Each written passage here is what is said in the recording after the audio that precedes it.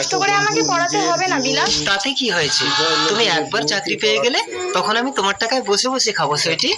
এই যে বিলাপ বাবু, আপনার স্ত্রীর রেজাল্ট দেখে আমাদের দপ্তর থেকে ওকে সরাসরি চাকরি দিয়েছে।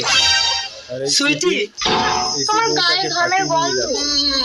আজ থেকে আমাকে আর কাজ করতে হবে না সুইটি। কিন্তু আজই ওকে জয়েন করতে হবে। ঠিক আছে সুইটি, তুমি যাও, বাড়িতে গিয়ে বাচ্চাকে আমি সামলে নেবো। দুর্গা দুর্গা। বুদ্ধি করে পরের বউকে ভালোই তো ভাগিয়ে নিলে মঞ্জিল। এবার মাসে মাসে মাইনেটা কি করে দেবে? আরে কোনো মাইনে টাইনে দেবো না। তাহলে আমার বাচ্চাটা কি খাবে? ও সুইটি রিল্যাক্স, ওরকম কত বাচ্চা আমরা বানিয়ে নেবো।